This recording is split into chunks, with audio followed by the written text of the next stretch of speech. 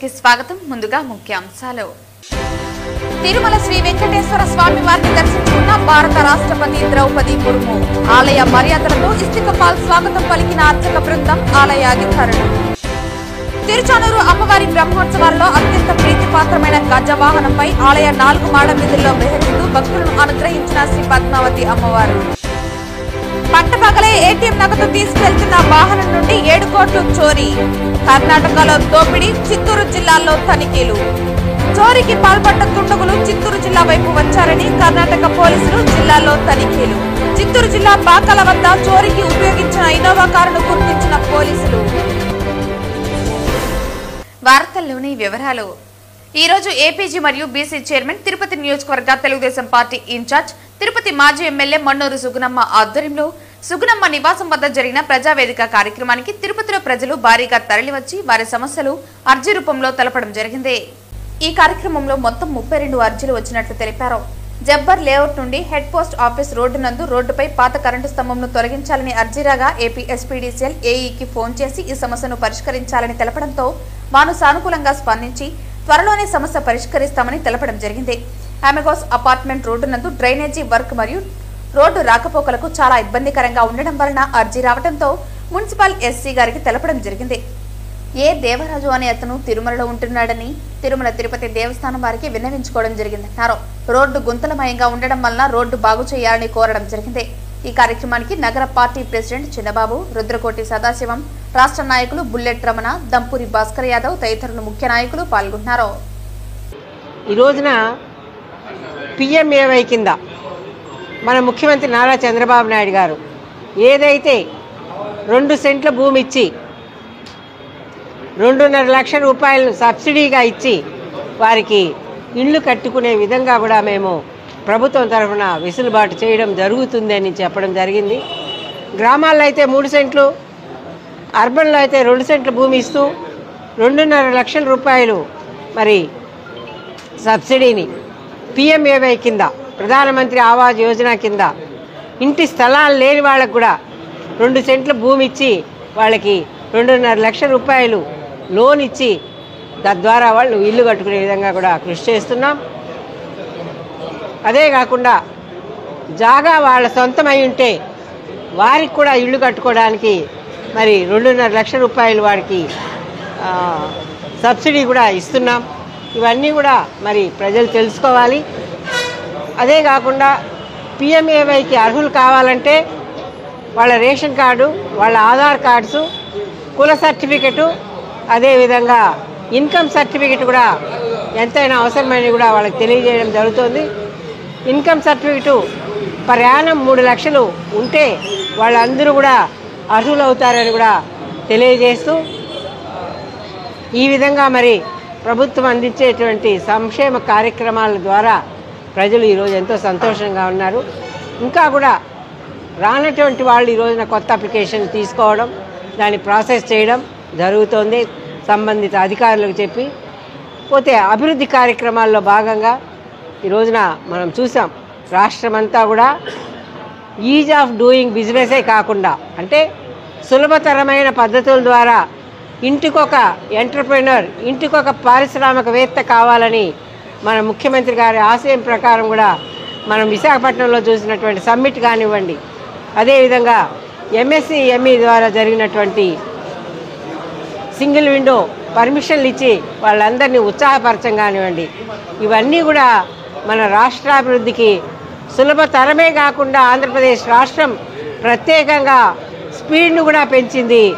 Is of డూయింగే కాదు, speed of doing కూడా ఆంధ్రప్రదేశ్ రాష్ట్రంలోనే జరుగుతూ ఉందని ఈరోజు ప్రజలంతా గమనించి ఆ విధంగా మరి ఇంటికొక పారిశ్రామికవేత్త కావాలి, వారి ద్వారా మరి 10 మందికి వాళ్ళకి ఉద్యోగం కాదు, వాళ్ళకి బతుకు తెరువు కాదు, వాళ్ళు 10 మందికి బతుకు తెరువు చూపించే విధంగా కూడా ఈరోజు ఈ ప్రభుత్వం, కూటమి ప్రభుత్వం అందరికి కూడా అందుబాటులోకి తీసుకొచ్చి అందరికి కూడా అవకాశాలు ఇస్తూ ఉంది.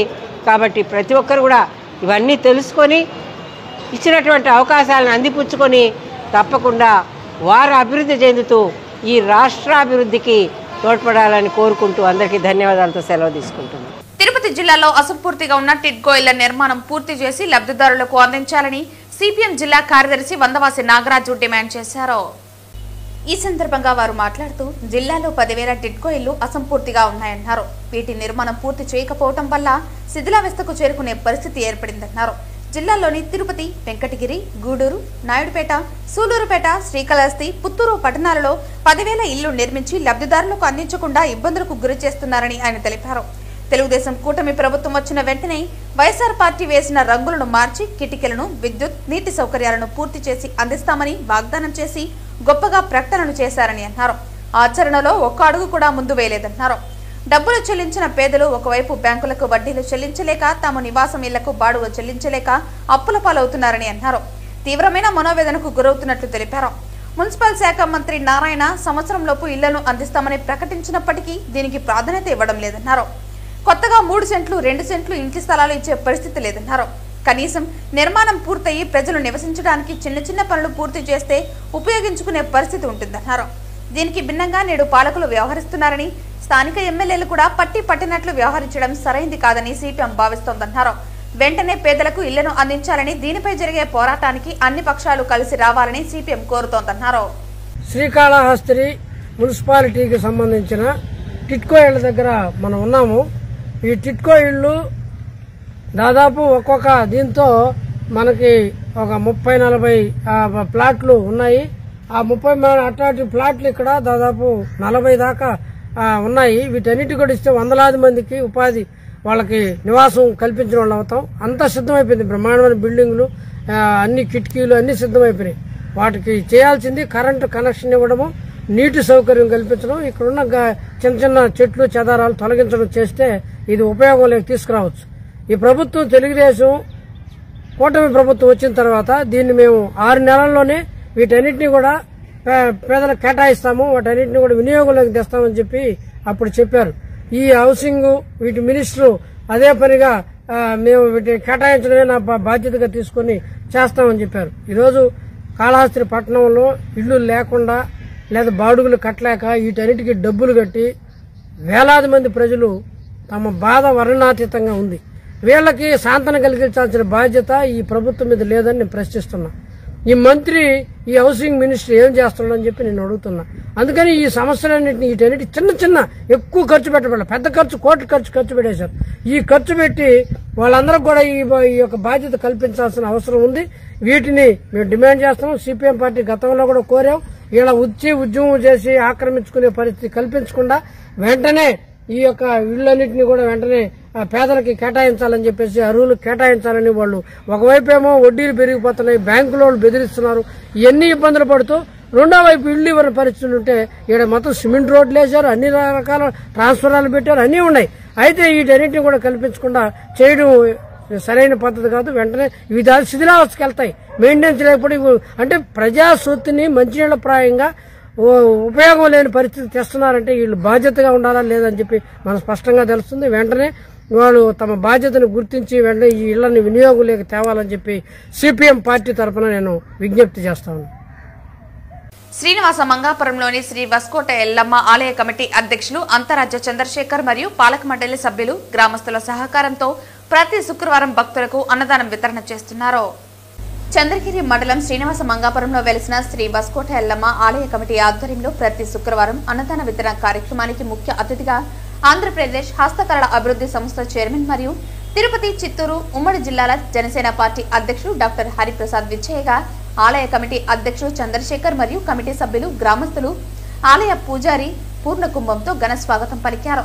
అనంతరం ఆలయంలో డాక్టర్ హరిప్రసాద్ అమ్మవారికి ప్రత్యేక పూజలు నిర్వహించారు. ఈ సందర్భంగా డాక్టర్ హరిప్రసాద్ మాట్లాడుతూ అన్ని దానాల కంటే అన్నదానం మహాదానం అన్నారు. రాష్ట్రంలో పంటలు బాగా పండి ప్రజలందరూ సుభిక్షంగా ఉండాలని శ్రీ వస్కోట ఎల్లమ్మను వేడుకున్నట్లు తెలిపారు. అలాగే ప్రత్యక్షంగా పరోక్షంగా అన్నదాన వితరణ కార్యక్రమంలో పాల్గొన్న ఆలయ కమిటీ సభ్యులు మరియు గ్రామస్తులకు ధన్యవాదాలు తెలియజేశారు. ఈ కార్యక్రమంలో చిత్తూరు జిల్లా జనసేన సంయుక్త కార్యదర్శి బీగాల అరుణ, శ్రీనివాస మంగాపురం గ్రామ ప్రజలు పాల్గొన్నారు.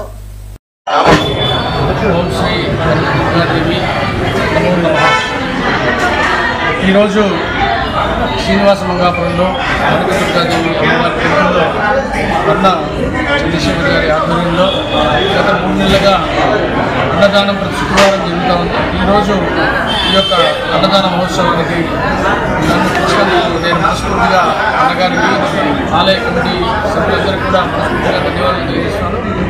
అమ్మవారి ఆశీస్సులతో అందరి గ్రామస్తులందరూ కూడా ఆనందంగా అమ్మవారి ఆలయం ఇంతకింతకు గిరిజనాభివృద్ధి చెంది ఎక్కడైతే ఈ యొక్క అమ్మవారి ఇక్కడ ఊరిలో చంద్రశేఖర ఈ ఆలయంలో అన్ని పూజలు నిర్వహిస్తూ ఈరోజు ఇంతమంది భక్తులు వచ్చి ఇక్కడ అమ్మవారిని దర్శనం చేసుకుంటూ అలాగే శుక్రవారం అన్నదానం చేయడం అనేది అన్ని దానాలకి గొప్ప దానం అన్నదానం. అటువంటి అన్నదానం చేస్తున్న చంద్రశేఖర అన్నగారికి ఈ ఆలయ కమిటీ సభ్యులందరూ కూడా ధన్యవాదాలు తెలియజేస్తారు. జై భవాని. తిరుమల శ్రీ వెంకటేశ్వర స్వామివారిని శుక్రవారం ఉదయం భారత రాష్ట్రపతి ద్రౌపది ముర్ము దర్శించుకున్నారు. ముందుగా పద్మావతి విశ్రాంతి భవనం నుండి బయలుదేరిన ఆమె తిరుమల క్షేత్ర సంప్రదాయాన్ని పాటిస్తూ శ్రీ భూ వరాహ స్వామివారిని దర్శించుకున్నారు. అక్కడి నుంచి శ్రీవారి ఆలయానికి చేరుకున్న రాష్ట్రపతికి TTD chairman BR Naidu, EO Anil Kumar Singhal, అదనపు ఈవో సిహెచ్ వెంకయ్య చౌదరి సాదరంగా ఆహ్వానించగా అర్చక బృందం ఆలయ మర్యాదలతో ఇస్తికపాల్ స్వాగతం పలికారు. ఆలయంలో ధ్వజస్తంభానికి నమస్కరించిన అనంతరం రాష్ట్రపతి శ్రీవారిని దర్శించుకున్నారు. ఆమె వెంట రాష్ట్ర దేవాదాయ శాఖ మంత్రి ఆనం రామనారాయణ రెడ్డి ఉన్నారు. అనంతరం రంగనాయకుల మండపంలో రాష్ట్రపతికి వేద ఆశీర్వచనం చేశారు. చైర్మన్, ఈవో శ్రీవారి చిత్రపటాన్ని, తీర్థ ప్రసాదాలను, టీటీడీ 2026 క్యాలెండర్, డైరీలను రాష్ట్రపతికి అందజేశారు. అదేవిధంగా జిల్లా కలెక్టర్ వెంకటేశ్వర్, ఎస్పీ సుబ్బరాయుడు, ఇతర జిల్లా అధికారులు కూడా పాల్గొన్నారు. తిరుమలలో శ్రీవారి భక్తులను రాష్ట్రపతి ద్రౌపది ముర్ము ఆప్యాయంగా పలకరించారు. దర్శనం ముగిసిన తర్వాత ఆమె రామ్ బగీచా బస్టాండ్ వైపు వచ్చారు. ఆ సమయంలో భక్తులను ఆపేశారు. ఇది గమనించిన రాష్ట్రపతి కారు దిగి భక్తుల వద్దకు వెళ్లారు. అందరికీ షేక్ హ్యాండ్ ఇచ్చారు. ఆ తర్వాత చాక్లెట్లు పంచిపెట్టారు. రాష్ట్రపతి స్వయంగా భక్తుల దగ్గరకు వచ్చి మాట్లాడడంపై ప్రశంసలు వస్తున్నాయి.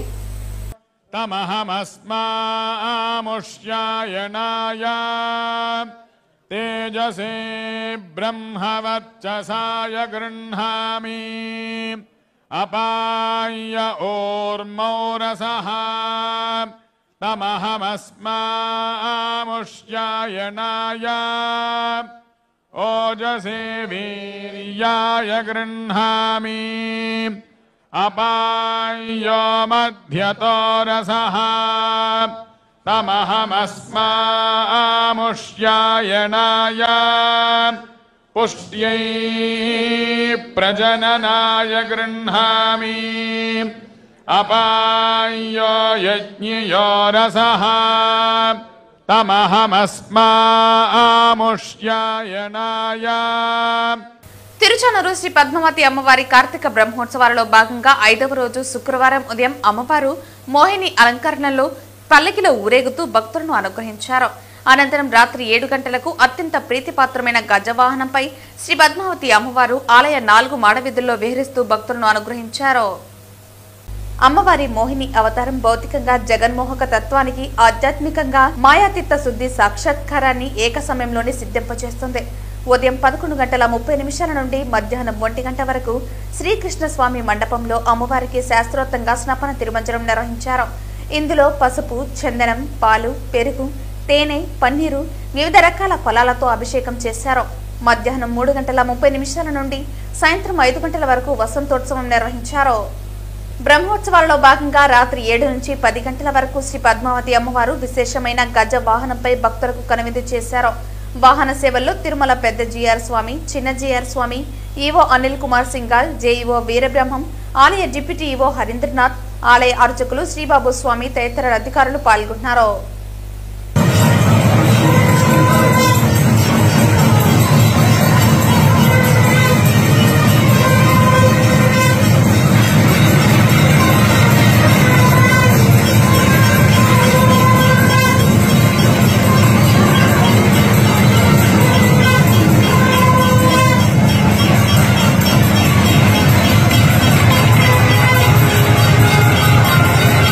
కర్ణాటక రాష్ట్రం బెంగళూరు జేపీ నగర్ కు హెచ్డిఎఫ్సి బ్యాంకు నుంచి ఏటీఎం కు క్యాష్ తీసుకెళ్తున్న వాహనాన్ని ఆపి తాము ప్రభుత్వ అధికారులమంటూ సుమారు 7 కోట్లు దోపిడీ చేశారు. చోరీకి పాల్పడ్డ దుండగులు చిత్తూరు జిల్లా వైపు వచ్చారని కర్ణాటక పోలీసులు చిత్తూరు జిల్లాలో తనిఖీలు నిర్వహించారు. చిత్తూరు జిల్లా పాకాల వద్ద చోరీకి ఉపయోగించిన ఇన్నోవా కారును పోలీసులు గుర్తించారు. ఇన్నోవా కారులో వచ్చిన దుండగులు తాము ప్రభుత్వ అధికారులమంటూ వాహనాల్లో తనిఖీలు నిర్వహించారు. ఏటీఎం నగదు తీసుకెళ్తున్న వాహనం నుండి 7 కోట్లు చోరీ చేశారు. పట్టపగలే ఏటీఎం వాహనంలో 7 కోట్ల రూపాయలను చోరీ చేశారు. చోరీకి పాల్పడ్డ దుండగులు చిత్తూరు జిల్లా వైపు వచ్చారని కర్ణాటక పోలీసులు జిల్లాలో తనిఖీలు నిర్వహించారు. చిత్తూరు జిల్లా పాకాల వద్ద ఇన్నోవా కారును పోలీసులు గుర్తించారు. కర్ణాటకలో దోపిడీ సమయంలో ప్రభుత్వ వాహనం అంటూ బోటు వేసుకున్న ఇన్నోవా కారును మళ్లీ యూపీ నంబర్ ప్లేట్తో బోర్డు మార్చారు. కర్ణాటక రాష్ట్రం Bengaluru JP Nagar HDFC bank నుంచి ఏటీఎంకు క్యాష్ తీసుకెళ్తున్న వాహనాన్ని ఆపి తాము ప్రభుత్వ అధికారులమంటూ సుమారు 7 కోట్ల రూపాయలను దోపిడీ చేశారు. ఇన్నోవా కారులోనే వచ్చిన దోపిడీ దొంగలు చిత్తూరు జిల్లా వైపు వచ్చారన్న సమాచారంతో కర్ణాటక పోలీసులు చిత్తూరు జిల్లా గుడిపాల పరిసర ప్రాంతాల్లో తనిఖీలు చేపట్టారు. అయితే గుడిపాల వద్ద యూపీ రిజిస్ట్రేషన్తో ఉన్న ఇన్నోవా కారును పోలీసులు గుర్తించారు. దోపిడీకి పాల్పడ్డ 7గురిలో 2 చిత్తూరు జిల్లాకు చెందిన సాఫ్ట్వేర్ ఉద్యోగులుగా పోలీసులు భావిస్తున్నారు. పక్కా ప్రణాళికలతో సస్పెండ్ అయిన ఓ కానిస్టేబుల్ సహకారంతో ఇన్నోవా కారులో 7 మంది వచ్చి పట్టపగలు 7 కోట్లు దోచేశారు. చంద్రగిరి నియోజకవర్గం రామచంద్రాపురం మండలంలోని రాయలచెరువు నీటిలో గుర్తు తెలియని వ్యక్తి మృతదేహం లభ్యమైంది. చేపలు పట్టేవారు నీటిలో తేలియాడుతున్న శవాన్ని చూసి పోలీసులకు సమాచారం అందించారు. చంద్రగిరి నియోజకవర్గం రామచంద్రాపురం మండలంలోని రాయలచెరువు నీటిలో గుర్తు తెలియని వ్యక్తి మృతదేహం లభ్యమైంది. చేపలు పట్టేవారు నీటిలో తేలియాడుతున్న శవాన్ని చూసి పోలీసులకు సమాచారం అందించారు. మృతదేహాన్ని నీటి నుంచి పోలీసులు వెలుపలికి తీశారు. మృతదేహం వద్ద ఎలాంటి ఆధారాలు లభించలేదు. వివరాలు తెలిస్తే రామచంద్రాపురం పోలీసులకు సమాచారం అందించాలని ఎస్ఐ భక్తవత్సలం కోరారు. పోలీసులు కేసు నమోదు చేసుకుని దర్యాప్తు చేస్తున్నారు. శుక్రవారం నాటి ఉదయం 2:30 సమయంలో మధురానగర్లో ఓ మానసిక రోగి విధ్వంసానికి పాల్పడ్డాడు. తాకిన మత్తులో తాను ఏం చేస్తున్నానో తనకే తెలియని స్థితిలో మధురానగర్లోని ఓ కారుపై బండరాళ్లతో దాడికి పాల్పడి ధ్వంసం చేశారు. అనంతరం రాళ్లతో మూసివేసిన అంగళ్లు ఇళ్లపై రాళ్ల వర్షం కురిపించాడు. మంచి నిద్ర సమయంలో తెల్లవారుజామున జరుగుతున్న ఈ పరిణామాలకు ప్రజలు ఉలిక్కిపడి బయటకు వచ్చారు. జరుగుతున్నదేమిటో అర్థం కాక మానసిక రోగిని నియంత్రించలేక చేష్టలుడిగిపోయారు. మధురానగర్లో నివాసం ఉన్న సిపిఎం నేత కందరపు మురళి జోక్యం చేసుకుని అలిపిరి పోలీసులకు సమాచారం అందించారు. పోలీసులు మానసిక రోగిని అదుపులోకి తీసుకుని విచారించగా ఇతను తమిళనాడు రాష్ట్రం తిరుత్తనికి చెందిన వ్యక్తిగా నిర్ధారణ అయింది. కుటుంబంలో జరిగిన కొన్ని పరిణామాల కారణంగా మానసికంగా దెబ్బతిని దాడులకు పాల్పడటం అలవాటైనట్టుగా పోలీసులు గుర్తించారు. ఈ ఘటనలో మధురానగర్లో తన తల్లిదండ్రులను చూడడానికి వచ్చిన బెంగళూరుకు చెందిన రవికాంత్ అనే వ్యక్తికి చెందిన కారు ధ్వంసమైనట్టుగా పోలీసులు గుర్తించారు. ప్రస్తుతం ఈ మానసిక రోగి అలిపిరి పోలీసుల అదుపులో ఉన్నారు. పుత్తూరు హిమజ ఎడ్యుకేషనల్ ఇన్స్టిట్యూషన్స్ లో 7 వండర్స్ కార్యక్రమం ఘనంగా నిర్వహించారు. ఈ కార్యక్రమానికి ముఖ్య అతిథులుగా పుత్తూరు మండలం ఎంఈఓలు తిరుమలరాజు, బాలసుబ్రహ్మణ్యం, చైర్మన్ సురేందర్ రాజు మరియు ఉపాధ్యాయ బృందం పాల్గొన్నారు. ఈ కార్యక్రమంలో తల్లిదండ్రులు, విద్యార్థులు పెద్ద సంఖ్యలో పాల్గొని విద్యార్థులు మరియు ఉపాధ్యాయుల కృషిని ప్రశంసించారు. ఈ సందర్భంగా ఎంఈఓ మాట్లాడుతూ ఇలాంటి కార్యక్రమాలు విద్యార్థులతో ఆలోచన శక్తి, ధార్మికత, మేధో సామర్థ్యాలను పెంపొందింపజేస్తాయని, ఈ విధమైన ఐక్యూ అభివృద్ధి కార్యక్రమాలు తరచుగా నిర్వహించాలని ప్రముఖ అతిథులు అభినందిస్తూ సూచించారు. వార్తలు ముగించే ముందు ముఖ్యాంశాలు మరోసారి. తిరుమల శ్రీ వెంకటేశ్వర స్వామి వారిని దర్శించుకున్న భారత రాష్ట్రపతి ద్రౌపది ముర్ము. ఆలయ మర్యాదలతో ఇస్తికపాల్ స్వాగతం పలికిన అర్చక బృందం, ఆలయ అధికారులు. తిరుచానూరు అమ్మవారి బ్రహ్మోత్సవాల్లో అత్యంత ప్రీతిపాత్రమైన గజవాహనంపై ఆలయ 4 మాడ వీధుల్లో విహరిస్తూ భక్తులను అనుగ్రహించిన శ్రీ పద్మావతి అమ్మవారు. పట్టపగలే ఏటీఎం నగదు తీసుకెళ్తున్న వాహనం నుండి 7 కోట్లు చోరీ. కర్ణాటకలో దోపిడీ, చిత్తూరు జిల్లాలో తనిఖీలు. చోరీకి పాల్పడ్డ దుండగులు చిత్తూరు జిల్లా వైపు వచ్చారని కర్ణాటక పోలీసులు జిల్లాలో తనిఖీలు. చిత్తూరు జిల్లా పాకాల వద్ద చోరీకి ఉపయోగించిన ఇన్నోవా కారును గుర్తించిన పోలీసులు. ఈ వార్తలు ఇంతటితో సమాప్తం. తిరిగి వార్తల్లో మళ్ళీ కలుద్దాం. అంతవరకు సెలవు. నమస్కారం.